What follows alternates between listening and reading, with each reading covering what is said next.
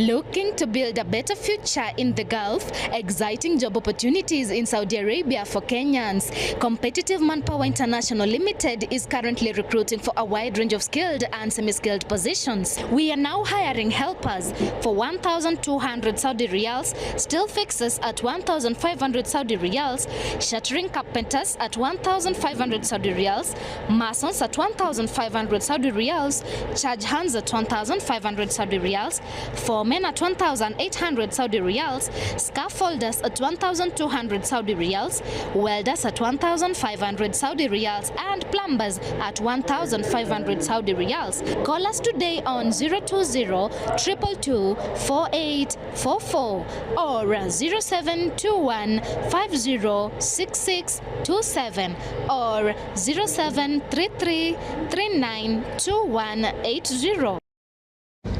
Looking for a trusted supplier for all your household hardware needs? Look no further than Competitive Hardware Limited. We provide top quality building materials including cement, all types of iron sheets, paints, PPR and PVC pipes, electric pipes, building grills, BRC and square till in various sizes. Need interior and finishing materials? We've got you covered with gypsum, gypsum rails, marine boards, ceiling boards and tanks of all sizes. For fencing, we stock barbed wire, chain link and wire mesh. And the best part, we offer free countrywide delivery with our fleet of transit trucks and pickups. Your order arrives on time, every time. Visit us in Kitengela along Namanga Highway, opposite 411 stage, or at our branches in Kitisuru and Busia. For enquiries, call us on 020-26-88888 or 0733-666632 or 0721-923248. Competitive Hardware Limited, your reliable hardware supplier.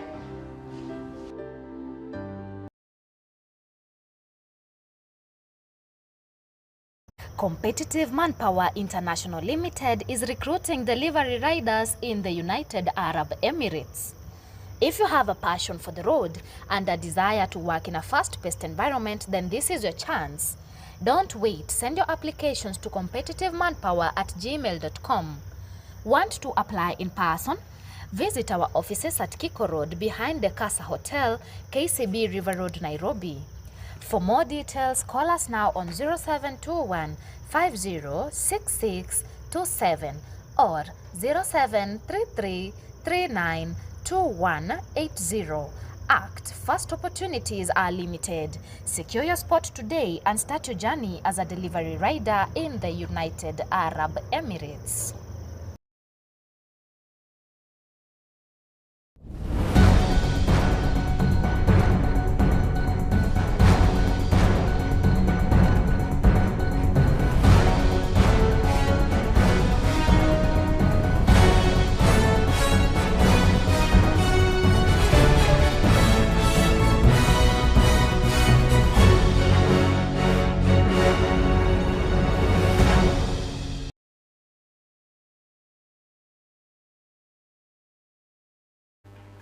Hello and welcome back. This is CBS Breakfast Show, popularly known as the Morning Brief. My name is WANGUTUSI. My name is DANFLOW, LINDWE.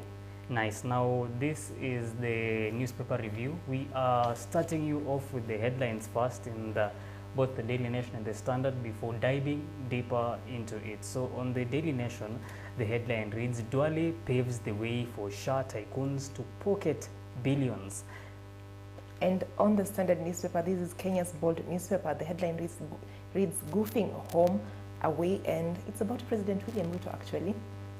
Nice. Now, still on the Daily Nation now, the other key sub-headlines here, or what follows after the Duale paves the way for Shah tycoons, is that Health Cabinet Secretary Aden Duale has gazetted regulations enabling Safaricom-led consortium to start receiving monthly payments for its 104 billion investment in a new digital system, despite an ongoing court case seeking to annul the deal. Now, this story is on pages 4 and 5, and right below it is what we have been talking about throughout the week since the passing of the Pope, and the story reads, thousands line up to view Pope's body ahead of funeral tomorrow.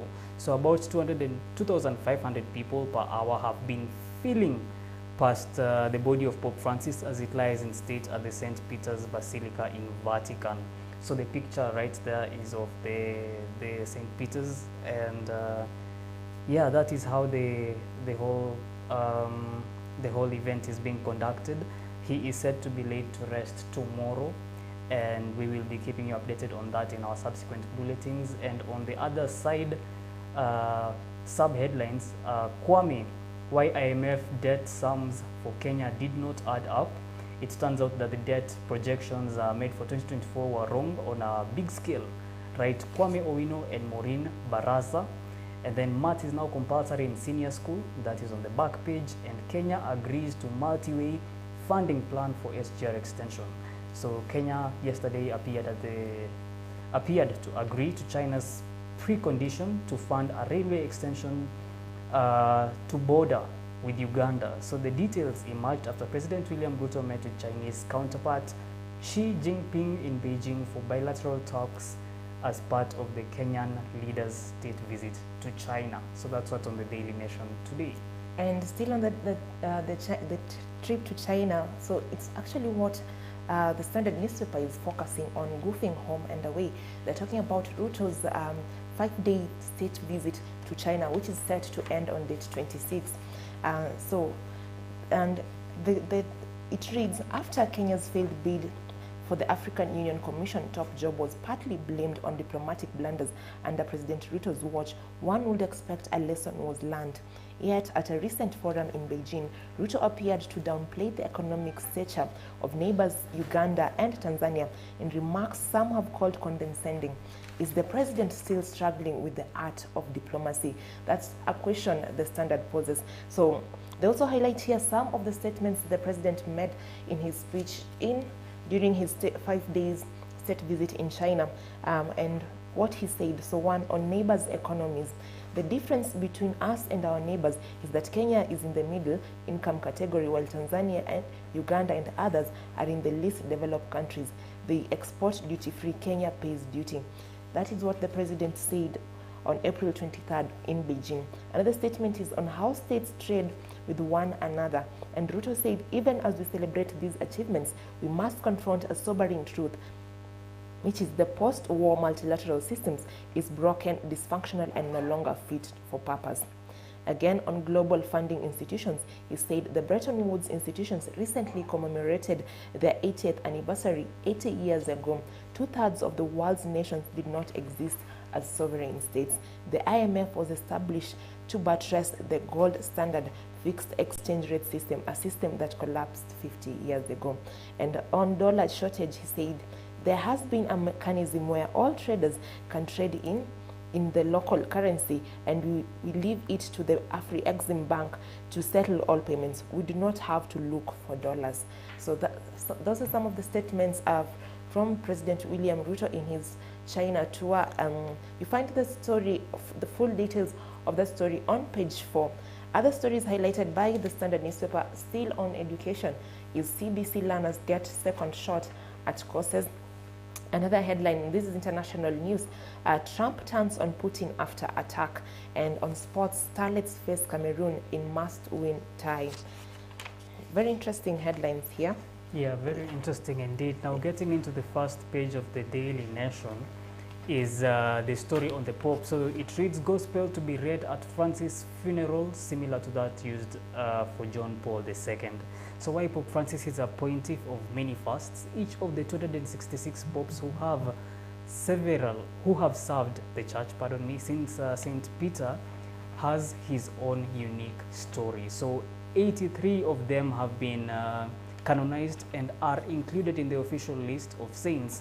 A few left behind questionable reputations, but many have made a profoundly positive impact on the church and the world. So the two pages here, this is page 2 and 3 of the Daily Nation, are highlighting how the ceremony of the viewing of the body of the Pope, late Pope Francis, has been conducted. It's showing different faithful there, showing the candles, showing Another woman also holding candles beside the image of Pope Francis.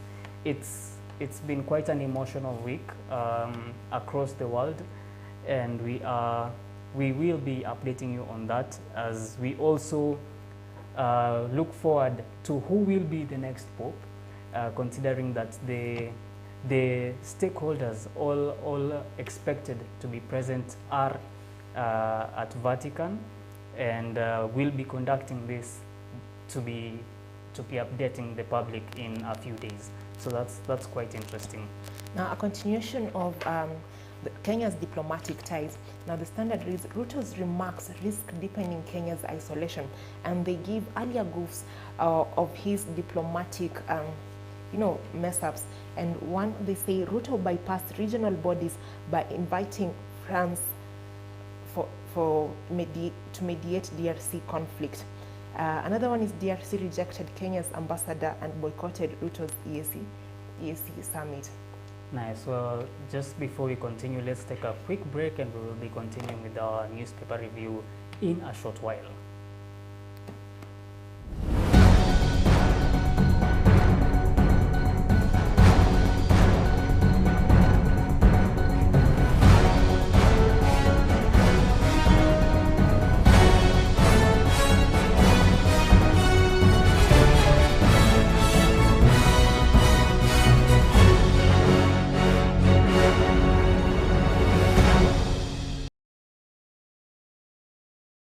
Competitive Manpower International Limited is recruiting delivery riders in the United Arab Emirates. If you have a passion for the road and a desire to work in a fast-paced environment, then this is your chance. Don't wait. Send your applications to competitivemanpower@gmail.com.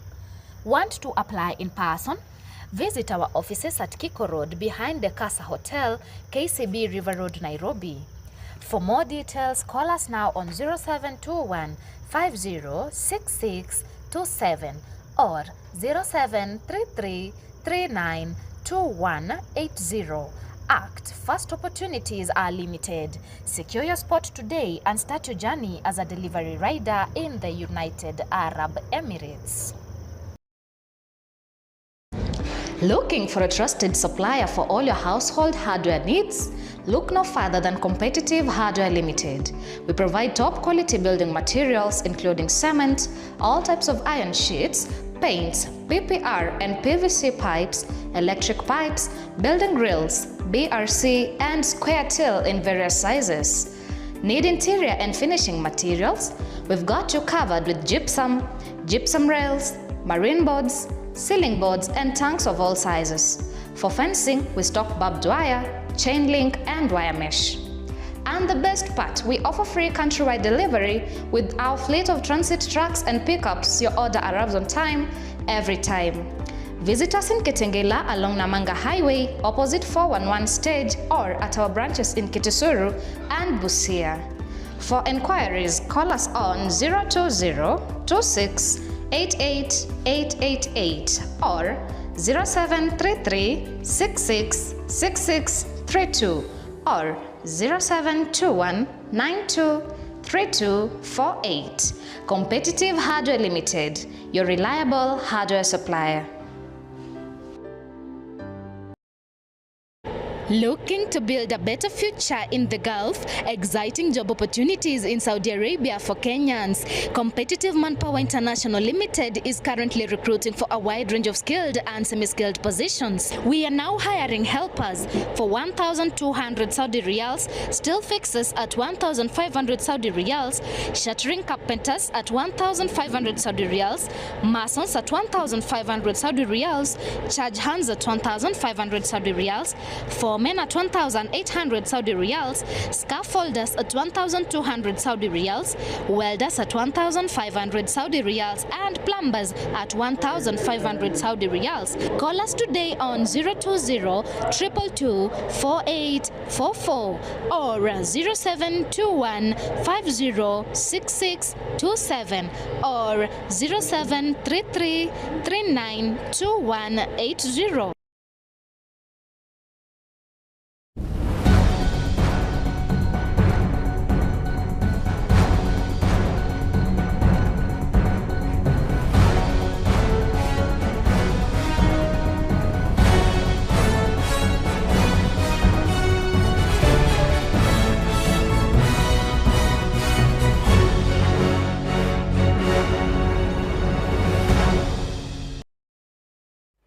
Welcome back this morning. Apologies for that technical hitch. We are continuing with the newspaper review. I think we were on the Standard newspaper. What's the story there? Yeah, so we were reviewing how the Standard newspapers on Ruto's remarks, how Ruto's remarks risk deepening Kenya's isolation. And so basically, they're saying Ruto has had goofs that risk, that are causing diplomatic tiffs.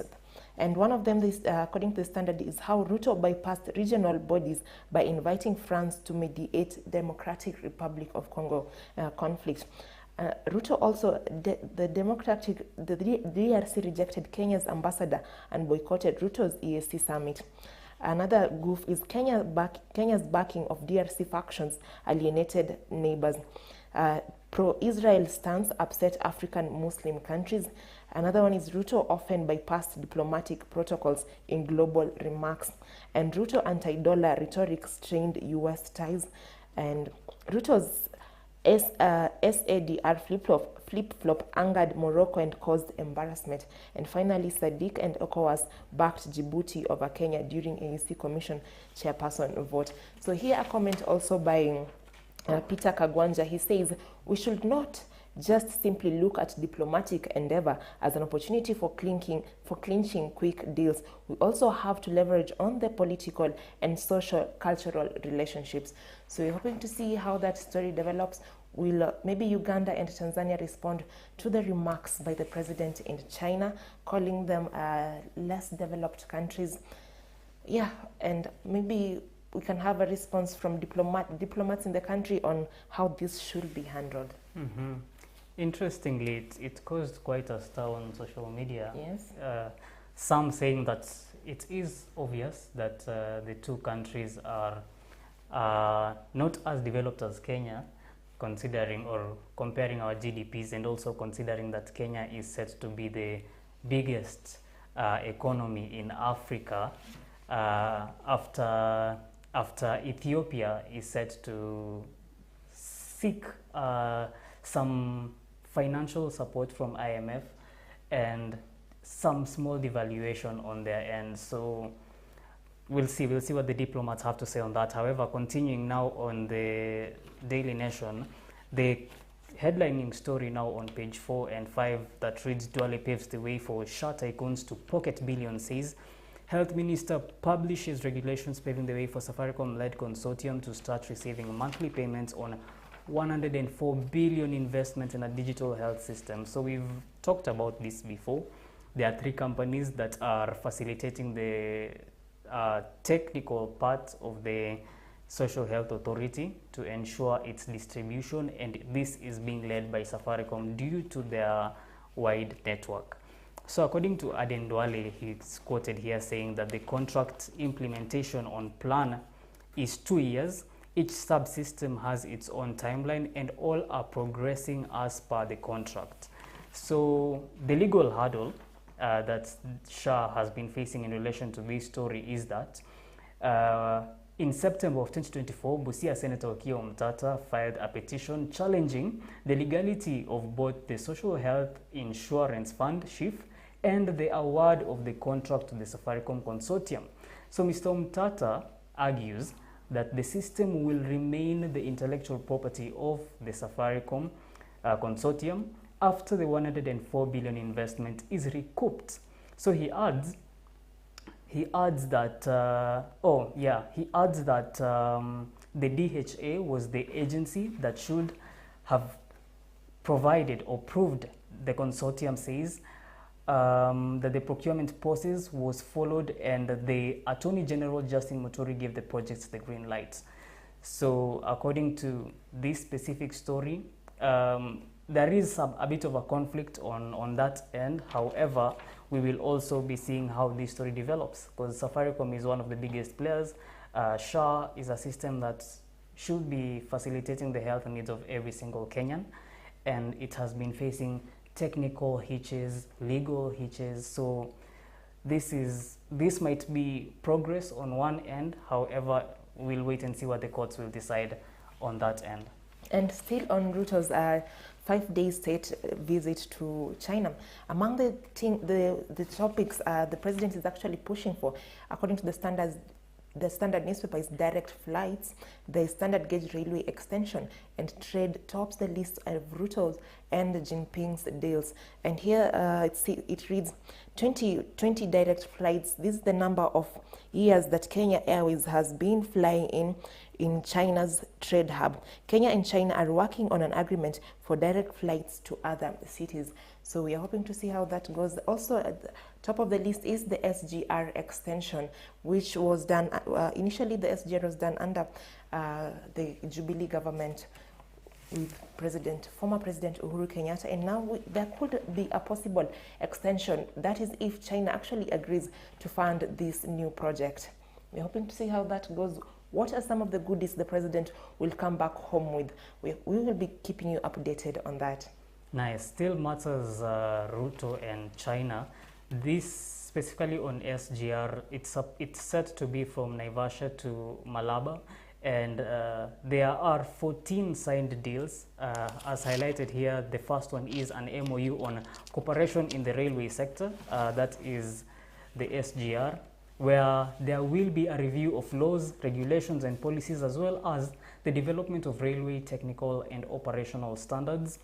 Second is the framework agreement on economic partnerships for shared development, which constitutes collaboration on sustainable development of manufacturing, agriculture, and improving Kenya's competitiveness in the global market.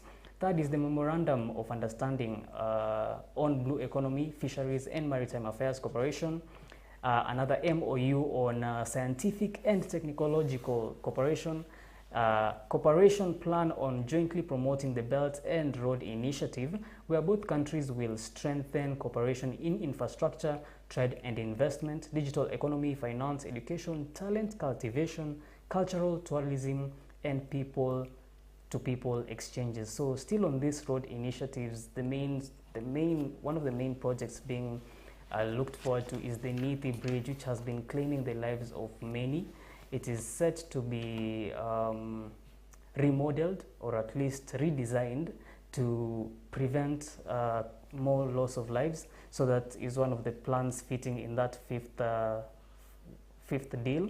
Sixth is protocol on quarantine and hygiene requirements for edible aquatic animals to be exported from Kenya to China, meant to establish effective food hygiene and safety management. And then cooperation agreement between KBC and Xinhua News Agency on news exchange. Another MOU in capacity development between Kenya School of Government and the National Administration Academy.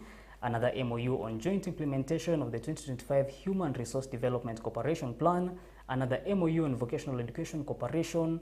Electronic commerce that will see the enhancement of information exchange on e-commerce laws and regulation. MOU on strengthening digital economy cooperation, MOU between Ministry of Information and the China Media Group, allowing news exchange, and lastly, framework agreement on cooperation in the field of irrigation and water resources. Just as you had mentioned, the goodies, there seems to be quite a number of goodies from this visit by President William Ruto to China, and these are just 14 of the key highlighted deals signed so far. Okay, moving on to matters education. Here in the Standard newspaper, it reads, report proposes revised schools funding. And so the report says grade 10 learners will get a chance to revise their study areas. And the ministry has changed tune on teaching of mathematics at senior secondary school. So remember, initially there had been a proposal by the Ministry of Education to have mathematics, that it not be compulsory for learners in senior secondary school, that is in grade 10 starting from next year. But here the report by the Standard reads, now learners joining senior secondary school will have a second chance to change what they wish to study according to a new report. The revelation comes as the Education Ministry made an about turn, saying that mathematics will now be mandatory at senior school. However, Cabinet Secretary Julius Ogamba yesterday said the subject will be divided into pure mathematics for learners who choose to study sciences, and simplified maths for students who choose other career pathways. So according to the first to the final County Dialogue Report 2025, students at senior school will be allowed to change their study areas within 2 months of admission. Remember, there had been debate about whether learners who are 14, 15-year-old are actually ready to choose their career paths. And fortunately now, the Ministry of Education has given a new directive that they will be allowed to change their minds 2 months into admission. Also, mathematics will now be compulsory depending on the career path the learner takes. Additionally, the Ministry of Education is set to change the funding model for learners. That initially it used to be called capitation, and it will be given out to institutions 50% of the capitation in first term, 30% in second term, and the final 20% in third term. But according to the Ministry of Education, moving forward, the capitation now being called the new funding model for learners in senior secondary school will be based on the course each learner chooses. So we will be keeping you updated on that. Any hitches, we're hoping no hitches will come early next year as learners report for the first cohort of senior secondary school. Nice. And still on matters education, the changes have also affected the name of this system. Previously known as competence-based curriculum is now competence-based education. So we are seeing that shift, especially now coming with the inclusion of maths being compulsory.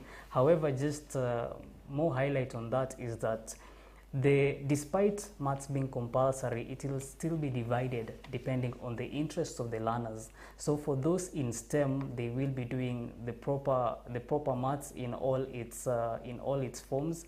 However, for those in the arts, they'll be doing basic maths. So this is how it has been divided to ensure that the learners still get the skills required. However, the level of intensity is what is different. So that is what we will be looking forward to, seeing how that will impact learners going forward. And matters national news, state wields official Secrets Act to shield classified disclosures. So this is on page 10 of the Daily Nation, and the story reads that the state has invoked the official Secrets Act in a bid to clamp down on the sharing of classified information by public officials, particularly targeting former Deputy President Rigathi Gachagua and former Public Service Cabinet Secretary Justin Muturi. So the move appears aimed at silencing dissenters who have exposed alleged wrongdoing within the government, and appearing before the National Assembly Administration and Internal Affairs Committee on Tuesday, Interior CS Kipchumba Murkomen warned that those who divulge classified government information risk prosecution under the Official Secrets Act. But now his remarks were rebuffed by Mr. Muturi and lawyers who said that such an approach violates the Constitution because there are those who are older. Okay, pardon me on that. Because Section 3 of the Official Secrets Act, read together the Section 20, provides that the unauthorized disclosure of government information can attract a prison term of up to 14 years without the option of a fine. So just a quote from the CS of Interior, Kipchumba Murkomen: there are those who are older but do not abide by the act. There are attendant consequences to this. So either if it's the ministry exerting soft power on public officers, or if it's the government trying to make sure information stays private within the institution, we'll wait and see how that unfolds. But that is what is happening in terms of the Secrets Act and the Interior Ministry. Okay, good story there. We have here a story about DCI, the death of Kariobangi North MCM. So the DCI to lead probe into the death of Nairobi Ward Rep. So DCI will spearhead investigations into the death of Kariobangi North Member of Parliament, North Member of County Assembly, Joel Munuve. Speaking on Thursday on behalf of the family at Lee Funeral Home in Nairobi, lawyer Dunstan Omari confirmed that a post-mortem examination will be conducted today. That is on Friday. We held a quote by Omari. We held a meeting with government and family pathologists, and we agreed to conduct the autopsy on Friday. He emphasized the importance of involving all relevant parties in the autopsy process. So Munuve died on Thursday while being rushed to the hospital after reportedly complaining of chest pains. He had been a vocal critic of Governor Johnson Sakaja. His sudden death has sparked speculation and concern among fellow MCAs, some of whom have pledged to pursue the inquiries Munuve had previously raised on the floor of the Assembly, particularly regarding key projects in Nairobi County. So on Wednesday evening, Governor Sakaja called for thorough investigations to determine the circumstances surrounding Munuve's death. And Sakaja says he does not understand why people are calling this case a murder. A quote, he says, "We have called for full investigations to establish what happened. As far as I know, he had no history of illness." So during a special sitting of the Nairobi County Assembly on Wednesday, several MCAs demanded impartial investigations into Munuve's death to clear the lingering doubt. So we'll be keeping you updated on how that goes. As we know, Danstan Omari is actually one of the most popularly known lawyers, and this will definitely be a highly publicized death case. So was it a case of natural death, or was it a murder? We hope to know soon. Yes, indeed. And still on matters Governor Sakaja and the conversation we just highlighted on Wednesday, there has been a debate ongoing about the Road Maintenance Levy Fund and the Constituency Development Fund. So Governor Sakaja also highlighted on Wednesday night that he is not, or the county is not responsible for the roads that most Kenyans have been complaining about. Nairobi specifically, that the key highways or the major highways are not under the purview of the county development. And this follows a conversation that has been ongoing with the former Prime Minister Raila Odinga, calling for the CDF, Constituency Development Fund, to be moved to counties instead of being under the management of MPs, and MPs wanting to manage that money and those funds, and also the Road Maintenance Levy Fund. So especially during this season, when it's rainy, it's been very chaotic, very messy, roads flooding and drainage issues across the region. So that's just another key point to highlight on that, and we will also be keeping you updated on what the final decision that will be made regarding these two funds and the impact it will have in Kenyans' lives. So still on some sad news, police, this story reads on page 14 of the Daily Nation that police let us down, family says after 9 killed in arson attack. So brother to man killed in the fire says the police repeatedly failed to enforce eviction orders issued by courts. So he is quoted saying, this is Mr. Leonard Opondo, "When my brother and I inquired why the order has not reached the sub-county commander, the OCS claimed that it has been misplaced, or it had been misplaced." So this is a very tragic story, and it's been highlighted also throughout the week, where this man was the only living survivor in a case that took the lives of every family member. So according to this story, had police in Sigomre and Ugunja sub-counties acted on an eviction order in a land dispute case, the attack that wiped out 9 members of a family in Siaya County could have been averted, a relative has said. And just below that story is son of dead Rongo church follower reveals details of life in compound. So one of the other stories is that earlier this week we realized or came to learn about another religious organization in Migori, and how it might be another Shakahola moment. So according to this story, as police investigations into the operations of Malchio St. Joseph Missions of Messiah in Africa Church continue, new testimony from the son of a dead follower reveals questionable doctrine. So police this week rescued 57 people, including children. So for the children, who are 9, are actually under custody now of the government, considering that the women refused to leave, saying that they want to go back. So it's quite a story, and we are also waiting to see how it will unfold, considering that the police are now detaining all women involved in this church for 30 days, hoping to see how that will unfold, and we will be keeping you updated on that. We've also seen the Interior Cabinet Secretary, that is Kipchumba Murkomen.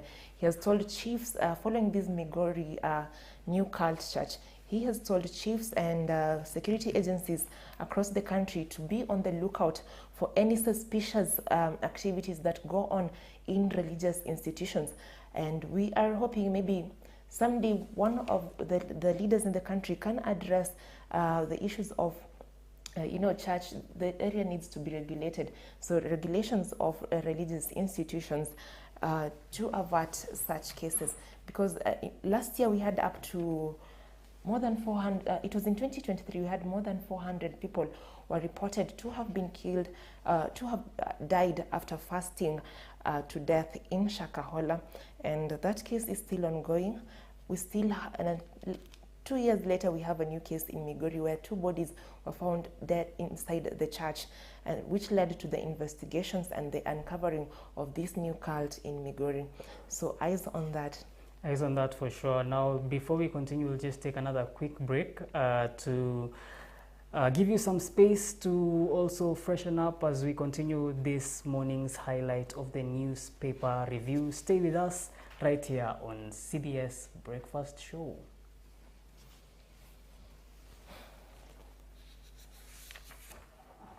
I wonder how many minutes. I don't even know.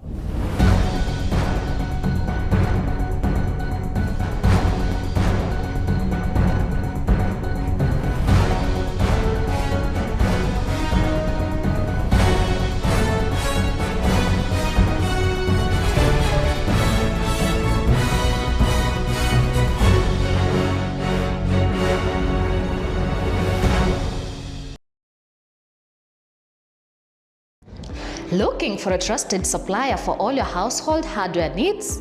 Look no further than Competitive Hardware Limited. We provide top quality building materials including cement, all types of iron sheets, paints, PPR and PVC pipes, electric pipes, building grills, BRC and square till in various sizes. Need interior and finishing materials? We've got you covered with gypsum, gypsum rails, marine boards, ceiling boards and tanks of all sizes. For fencing, we stock barbed wire, chain link and wire mesh. And the best part, we offer free countrywide delivery with our fleet of transit trucks and pickups. Your order arrives on time, every time. Visit us in Kitengela along Namanga Highway, opposite 411 stage, or at our branches in Kitisuru and Busia. For enquiries, call us on 020-26 88888 or 0733 66 6632 or 0721 92 3248. Competitive Hardware Limited, your reliable hardware supplier. Looking to build a better future in the Gulf? Exciting job opportunities in Saudi Arabia for Kenyans. Competitive Manpower International Limited is currently recruiting for a wide range of skilled and semi-skilled positions. We are now hiring helpers for 1,200 Saudi riyals, steel fixers at 1,500 Saudi riyals, shuttering carpenters at 1,500 Saudi riyals, masons at 1,500 Saudi riyals, charge hands at 1,500 Saudi riyals, for Doormen at 1,800 Saudi riyals, scaffolders at 1,200 Saudi riyals, welders at 1,500 Saudi riyals, and plumbers at 1,500 Saudi riyals. Call us today on 020-222-4844 or 0721-506627 or 0733-392180. Competitive Manpower International Limited is recruiting delivery riders in the United Arab Emirates. If you have a passion for the road and a desire to work in a fast-paced environment, then this is your chance. Don't wait. Send your applications to competitivemanpower@gmail.com. Want to apply in person? Visit our offices at Kiko Road behind the Casa Hotel, KCB River Road, Nairobi. For more details, call us now on 0721-506627 or 0733-392180. Act. First opportunities are limited. Secure your spot today and start your journey as a delivery rider in the United Arab Emirates.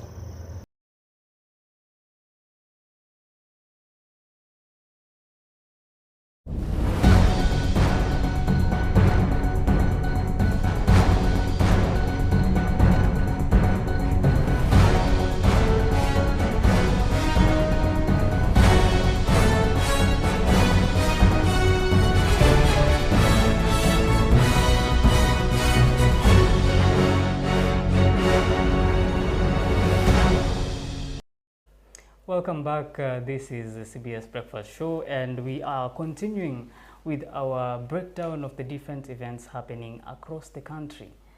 So on both our pages right here, on both the Standard and the Nation, and then in the Nation is on Okoth Obado. So what does the Standard say about that? So the headline reads, Obado, my affair with Sharon ended due to her inconsistencies. And it continues to say, so the former Migori governor claims he continued to send Sharon money after they parted ways. Obado's PA and county clerk will be next in the dock to counter prosecution's case. And it goes on to say, so he ended his romantic relationship with slain Rongo University student Sharon Otieno due to inconsistencies, refuting claims that her pregnancy prompted the breakup. On his second day of his testimony before Justice Cecilia Githua, Obado described a relationship that began amicably but grew strained. I ended the relationship, a quote by Obado, I ended the relationship with Sharon because of inconveniences that had emerged, not because she was pregnant, he said during re-examination by his lawyer, Roger Sagana. Obado claimed the breakup occurred around February or March 2018, before the affair became public knowledge. People only learned about it long after it ended. It's not true that I ended it due to public exposure, he told the court. So when Sharon informed me of her pregnancy, I accepted it, he says. Yeah. Interesting. Now, the Daily Nation continues to say that he also shared messages from Sharon in May 2018, thanking him for sending her 100,000 and adding that she would use that money to pay rent. He said that although he had ended the relationship with Sharon between February and March 2018, he continued to send her money for upkeep and health care. So he is quoted saying, I wanted to be a responsible man by buying Sharon land, building her a house, and helping her establish a business to support herself and the child. However, following on these court proceedings, according to Mr. Okoth Obado, the construction of a house was actually the wife's idea, according to what he said. So it is quite an interesting story, and it continues to say that the former governor is charged alongside his former personal assistant, Michael Oyamo, and a former clerical officer in the county government, Caspar Obiero, with murdering Sharon and her unborn baby on the night of September 3rd to 4th, 2018 in Owade area in Rachuonyo, Homa Bay County. So that is the developing story on Okoth Obado's case. And moving forward onto matters tech, why we must embrace AI, especially so in governance. So this is a feature or a column, actually. This is an opinion column by Nelson Amenya, which a quote here by him says, while we hold endless conferences and ribbon-cutting ceremonies for digital hubs, our systems are still bleeding from outdated processes and analog thinking. So this is something that it's a developing story. We've been talking about AI, its use, AI jobs, AI in healthcare, AI in education, and so it's a developing technology that is also being called for reforms and regulation, considering that it has, yes, potential to grow. However, there are also risks related to it. So when it comes to another story right beside the AI is enact tougher laws to curb youth gambling. So youth gambling has been quite popular with platforms or names as popular as Aviator and different companies tapping into this technology to promote the gambling habit among young people.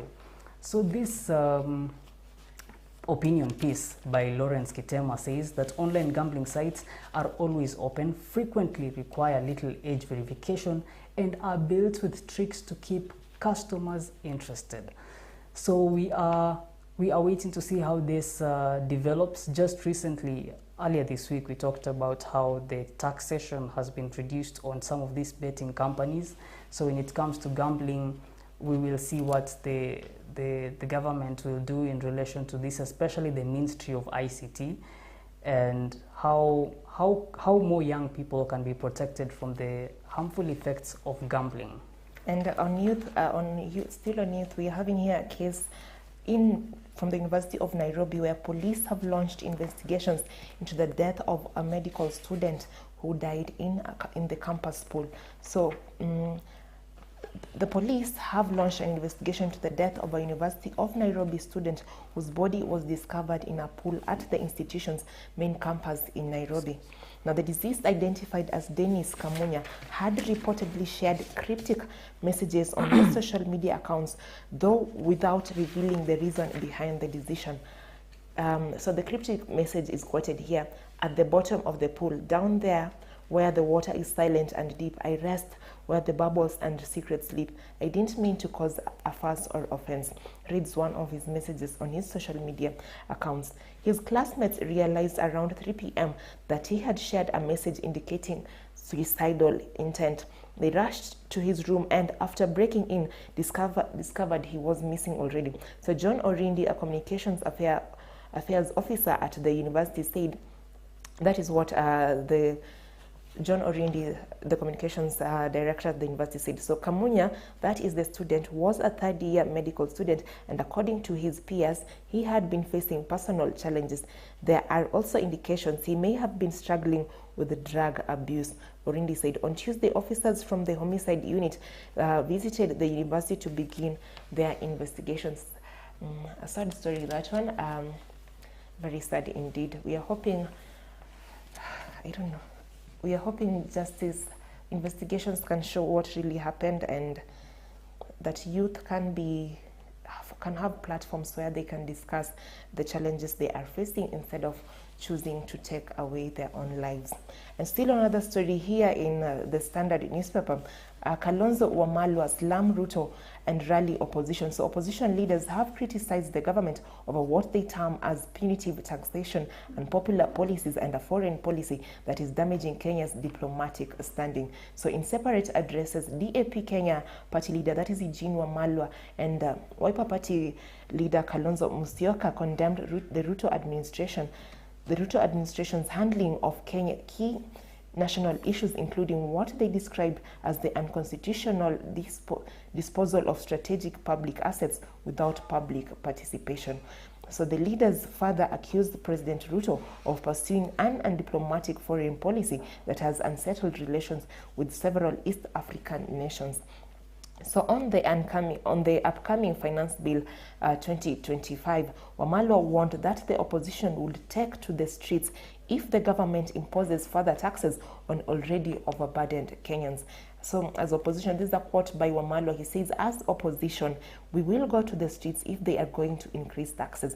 It is through this executive that has pushed through parliament very unpopular policies and legislations that have hurt the people, including the Finance Bill 2024 that led to deaths of young people, the Gen Z particularly, who were protesting against the increment. So Wamalwa and Kalonzo also say that they are the opposition, adding that ODM chief, that is Raila Odinga, is no longer the opposition leader due to his stance and the handshake he recently had with the Kenya Kwanza administration. We'll be keeping you updated on that, particularly once the finance bill comes out, the 2025 finance bill. We are hoping to see what it contains. Will Kenyans be happy with it? Already we're seeing Treasury Cabinet Secretary, that is John Mbadi, hinting at an increase in taxes. Eyes on that, definitely. Indeed. Now, on matters land rights, this was on the DN2 extract of the Daily Nation on page 7. Cheptanui Rotich, now 90, has been fighting for 44 acres prime land stolen almost 5 decades ago. Now, the justice system has failed me is the headline on that, or the sub-headline. A matriarch's 48-year land struggle. So despite winning multiple court rulings, 7 land grabbers, including her own sons, continue to defy court orders with impunity. Now, this case has been moving from one court to another for nearly 5 decades. If such a straightforward matter remains unresolved, what does that say about our justice system? That is Kimutai Kirui quoted there. And now for a highlight on the legal battle and how it's been. So 7 individuals, including 2 sons, seized the land in 1978 and have continued to occupy it illegally. So the painful betrayal cuts deeper than legal documents ever could. In 2018, when the judiciary launched a plan to clear the backlog of cases that had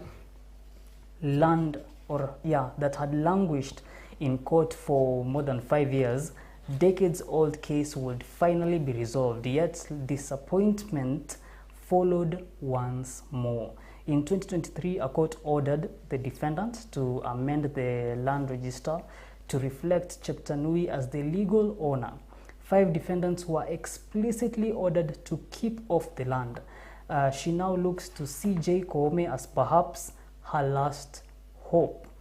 And to right this decade-old wrong before time runs out. So the main picture on page 7 of the DN2 is Cheptanui Sinyei Rotich, the 90-year-old woman. She has been fighting for the ownership of her 44-acre land, prime land in Elgeyo Marakwet County since 1978, and has accused cartels of grabbing it. So that's a story that we'll be looking forward to see how what the judicial system will do about it, if CJ Koome will intervene, and if Cheptanui Rotich will finally get justice. And on matters organ transplants and organ trafficking here in Kenya, which was recently highlighted, that a hospital in Eldoret has been taking part in organ trafficking, particularly kidney transplants. So Duale has formed a task force to probe the organ transplants. And according to the story here, Medihill hospitals will face particular scrutiny as part of the sweeping investigations.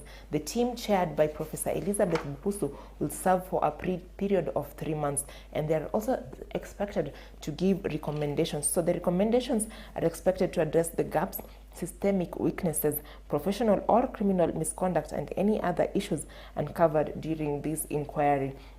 So in a Gazette notice dated April 23rd, Duale announced the formation of the Independent Investigations Committee on Tissue and Organ Transplant Services, which will serve for a period of 3 months. So the committee has been tasked with conducting independent investigations into the non-compliant practices within health facilities, including those linked to Medihill hospitals. So chaired by Professor Elizabeth Bukusu, the committee will evaluate the governance, ethical, legal, and clinical dimensions of tissue and organ transplant services nationwide. It will also examine the current legal and regulatory frameworks governing such procedures. So the committee members include Jonathan Ameo, Dr. Ahmed Sawala, Praxidis Okutoi, Patrick Mburugu, and Noel Orata, among others. So the CS said that the team will also be required to evaluate transplant and post-transplant monitoring processes and determine whether health facilities are licensed and are in compliance with the relevant frameworks. So 3 months from now, we are expecting a report. Hopefully, we will not, as a nation particularly, have forgotten of this incident and moved on. And we're hoping to see that report.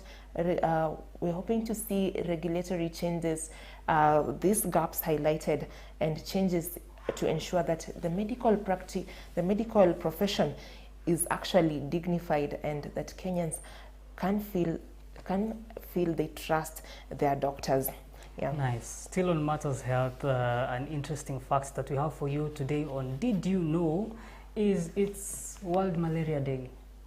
It's World Malaria Day today.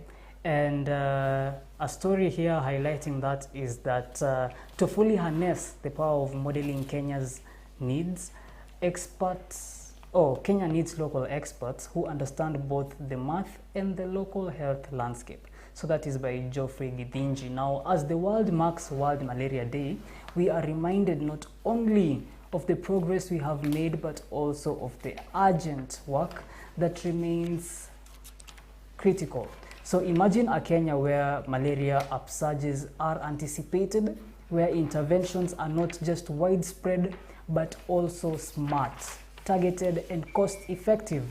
That future is within reach, and it starts with epidemiological modeling. So yes, it is World Malaria Day, and this is just what is developing on that. And still on matters World Malaria Day 2025, there's another key piece over there on blood as a catalyst for advancing universal health coverage, where different elements of the health system are highlighted. And yeah, so yes, that is what we have for you in most of today's current affairs news. Yes. And as we move on to business news, the Standard says on business news, Kenyan businesses urged to tap into lucrative Chinese market. So this comes at a time, you notice, the Kenyan president, or President William Ruto, is having his 5 days state visit in China currently. So the agency says the country's exports to China stood at 20.23 billion, marking a steady rise over the past decade. There is a vast untapped potential, especially in fresh produce, value-added agricultural and processed foods, textiles, and leather products. So Kenyan businesses are being urged to tap into the enormous opportunities presented by the Chinese market. Speaking during a breakfast briefing on the fourth China Africa Economic Trade Exposition 2025 in Nairobi, the Kenya Export Promotion and Branding Agency Chief Executive Officer, that is Flois Mukabana, said the recent trade figures painted a picture of strong growth, yet persistent imbalance still remains. So he is quoted saying, in 2024, Kenya exports to China stood at $196.8 million, that is 20.23 billion Kenyan shillings, marking a steady rise over the past decade. However, our imports from China stood at $4.3 billion, that is 554.7 billion Kenyan shillings, resulting in a persistent trade imbalance. So she noted that Kenya's top exports include titanium ores, macadamia nuts, avocado, fish, black tea, coffee, gum, and resins. So Mukabana pointed out that there is vast untapped potential, especially in fresh produce, value-added agriculture, processed foods, textiles, and leather products. So we are seeing an increase of the Chinese government trying to penetrate the Kenyan market. We're seeing more interactions with the Chinese government. We're having, do you know, Raf, there are Kenyan students that are actually taken to China for studies on scholarships actually. So one of the main barriers between the Kenya-China relationships is actually language, because once the Chinese come into Kenya, most Kenyans don't know Mandarin, and when Kenyans go to China, Kenyans don't know Mandarin. What has made Kenya-US relations easier is actually the fact that we understand English, and English is in the curriculum. But now one of the challenges hindering Kenya-China relations is language, and we are seeing, we are hoping that can be addressed soon to increase the relations and trade relations. Yeah. Interesting. Now, still on matters business, Jubilee Life profit surges to 2 billion on cash from investments. So Jubilee Life investment income has grown 87.3%. Now, Jubilee Life Insurance saw its net profit rise 107 times in the year to December 2024, driven by a surge in investment income. Now, the company, a fully owned subsidiary of Jubilee Holdings, made a net income of 2 billion in the new review period, compared to 19.4 million in a year earlier. So that is what is happening in Jubilee Life Insurance. Another story is new company registrations up amid business optimism. So 4.6% is the rise in number of companies registered in the quarter. Number of firms between January and March 2025 is the highest in one quarter. So there is more people that are getting into business. So the number of new businesses entities registered in Kenya during the first quarter of this year rose 4.6% to 38,466, up from 36,775, a corresponding period last year, amid the optimism of better fortunes for some entrepreneurs. And yeah, another key headline that we can put for you on this is that there's a new policy to aid MSME growth. So Kenya is targeting to implement a new policy to boost survival of small and medium enterprises through better funding and skilling. We found that most businesses begin as micro enterprises, but don't grow into small or medium ones. In fact, 84% collapse before they even celebrate a year. So Daniel Madenge, Innovation Manager, Youth Enterprise Development Fund, said on the sidelines of a public participation forum on the new policy in Nyeri. So that's what's happening in the world of SMEs, MSMEs, and business at large. And moving on to international news, that is world news, 54 soldiers were killed in attack by Al-Qaeda group. So Benin's government has admitted that 54 soldiers were killed by suspected jihadists in the country's north last week near the borders with Burkina Faso and Niger.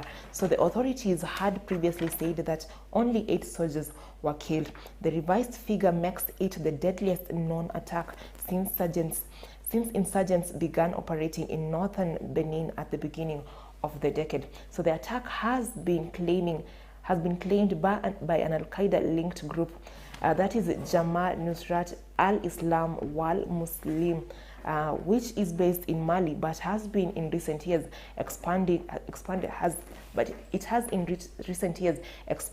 its operations to neighboring countries. So the jihadist group had said it killed 70 soldiers in raids on 2 military posts in the northern, according to intelligence groups on site. So very sad story there, and yeah, we are hoping for more security measures in the area to curb these terrorist groups. Still on international news, Vladimir stopped. This is Trump. Trump turns on Putin after deadly Kyiv's attack. So Ukraine has been battered with aerial attacks throughout Russia's 3-year invasion. So deadly strikes on Kyiv better protected by air defenses than other cities are less common. And Donald Trump on Thursday called on Vladimir Putin to halt attacks on Ukraine in a rare rebuke of the Russian leader after Moscow fired a barrage of missiles and drones in Kyiv, so killing at least 10 in the deadliest attack on the capital in months. So the direct appeal to Putin came after Ukrainian President Vladimir Zelensky urged his allies to put Russia under more pressure to halt its invasion. So the Ukrainian leader cut short a trip to South Africa to deal with the aftermath of the deadly strikes, the latest in a wave of large-scale Russian aerial attacks that have killed dozens of civilians. We are hoping to see when this war finally ends. It's been 3 years now. Instability, political instability, it has interfered with trade, exports of oil and cereals and other things, and we are hoping finally this war, the Russian war, can come to an end. Nice. Now moving to matters sports news, FIFA Under-17 Women's World Cup qualifiers. So junior starlets fight for dear life against Cameroon. So the Kenyan girls under pressure to overturn 1-0 deficit from first leg today in Yaoundé. So Friday fixtures, that is today, there is Cameroon versus Kenya at Olembe Stadium, Yaoundé, Cameroon at 9 p.m. There is Algeria versus Nigeria. This is at Mustafa Taka Stadium in Blida, Algeria, 8 p.m. And Cote d'Ivoire versus Guinea. This is Stade Mamadou Konate, Bamako, Mali. That's at 5 p.m. And on Saturday it will be Benin versus Zambia at Stade Kegue, Lome, Togo on or at 4 p.m. So currently the results are 1-0 of the first leg fixture between Kenya and Cameroon in 2025 FIFA Under-17 Women's World Cup qualifiers. And on sports here, Arsenal lacked energy in Palace draw. So Mikel Arteta admitted Arsenal have to get their energy back for the Champions League showdown with Paris Saint-Germain after a lackluster 2-2 draw against Crystal Palace left Liverpool on the brink of winning the Premier League. So Arteta's side, we are hoping to warm up for their first Champions League semi-final appearance since 2009 with a victory over Palace at the Emirates Stadium on Wednesday. But Jakub Kiwior third-minute header for the Gunners was cancelled out by Eberechi Eze's volley in the 27th minute. So you have there a picture of Arsenal's Martin Odegaard in action against Crystal Palace. Yeah. Nice. And that's all the news that we have for you today in the newspaper review. Be sure to stay tuned right here on CBS News for this and more developing stories on all our following bulletins. That is at 1 p.m., 4 p.m., 7 p.m. and 9 p.m. My name is RAPH WANGUTUSI. My name is DANFLOW. LINDWE. Remember to grab yourself a copy of the dailies and delve deeper into the stories we have highlighted and those we have not highlighted for you. Have a good morning. Nice, and have a good day ahead. Cheers.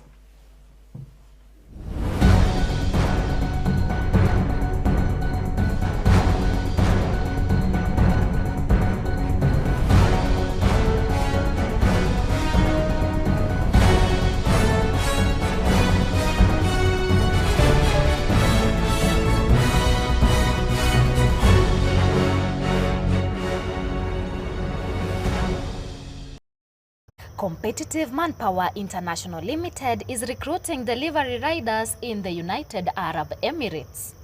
If you have a passion for the road and a desire to work in a fast-paced environment, then this is your chance. Don't wait. Send your applications to competitivemanpower@gmail.com. Want to apply in person? Visit our offices at Kiko Road behind the Casa Hotel, KCB River Road, Nairobi. For more details, call us now on 0721 506627 or 0733 392180. Act. First opportunities are limited. Secure your spot today and start your journey as a delivery rider in the United Arab Emirates. Looking to build a better future in the Gulf, exciting job opportunities in Saudi Arabia for Kenyans. Competitive Manpower International Limited is currently recruiting for a wide range of skilled and semi-skilled positions. We are now hiring helpers for 1,200 Saudi riyals, steel fixers at 1,500 Saudi riyals, shuttering carpenters at 1,500 Saudi riyals, masons at 1,500 Saudi riyals, charge hands at 1,500 Saudi riyals, foremen at 1,800 Saudi riyals, scaffolders at 1,200 Saudi riyals, welders at 1,500 Saudi riyals, and plumbers at 1,500 Saudi riyals. Call us today on 020-222-4844 or 0721-506627 or 0733-392180. Looking for a trusted supplier for all your household hardware needs? Look no further than Competitive Hardware Limited. We provide top quality building materials including cement, all types of iron sheets, paints, PPR and PVC pipes, electric pipes, building grills, BRC and square till in various sizes. Need interior and finishing materials? We've got you covered with gypsum rails, marine boards, ceiling boards and tanks of all sizes. For fencing, we stock barbed wire, chain link and wire mesh. And the best part, we offer free countrywide delivery with our fleet of transit trucks and pickups. Your order arrives on time, every time. Visit us in Kitengela along Namanga Highway, opposite 411 stage, or at our branches in Kitisuru and Busia.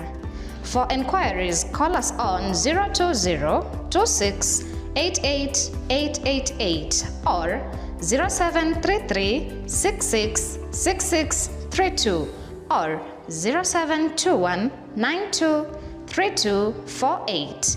Competitive Hardware Limited, your reliable hardware supplier.